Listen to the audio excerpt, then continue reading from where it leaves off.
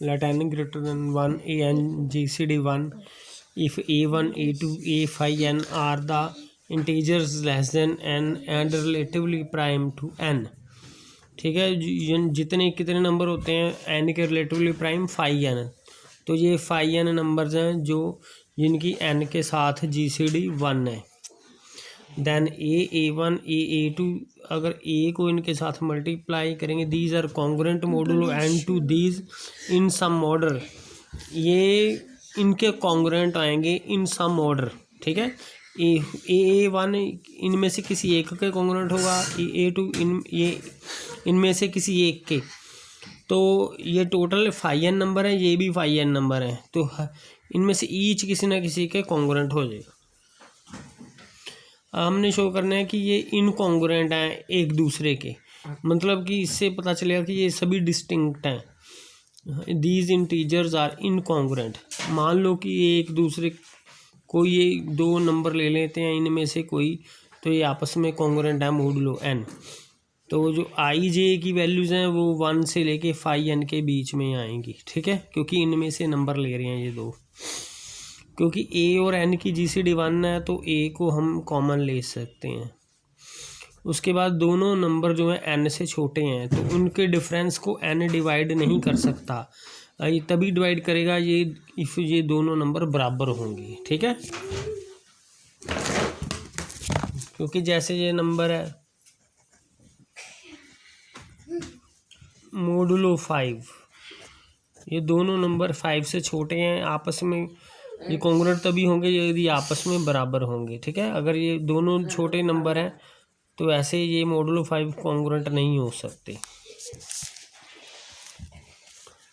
तो इसका मतलब ये भी आपस में बराबर आ जाएंगे, तो ये तो डिस्टिंक्ट हैं, इसका मतलब ये भी सभी डिस्टिंक्ट हैं, ये आपस में कॉन्ग्रुएंट नहीं है तो ये भी डिस्टिंक्ट आ जाएंगे। ठीक है, ए आई की n के साथ GCD 1 है, क्योंकि ये सारे नंबर हैं इनकी n के साथ GCD 1 है, वही नंबर्स लिखे हैं ये। ए आई की n के साथ GCD 1 है और a की n के साथ GCD 1 ये भी गिवन है हमें।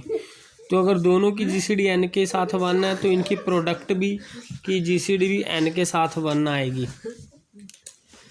देयरफॉर एक यूनिक, इसको अगर n के साथ मॉडुलो करेंगे तो जो ये रिमाइंडर होता है, तो रिमाइंडर की वैल्यू क्या आएगी, फ्रॉम लेस देन n आएगी और ग्रेटर देन और इक्वल टू 0 आएगी।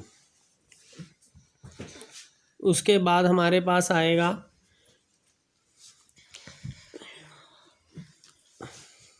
ए आई, इसकी GCD n के साथ 1 है तो इसकी भी GCD n के साथ 1 होगी। ये हमारे पास एक लेमा है कि अगर ये इसके कॉन्ग्रुएंट हो मोडुलो n, तो अगर इसकी और इसकी GCD 1 हो तो इसकी और इसकी GCD भी आपस में 1 आ जाएगी।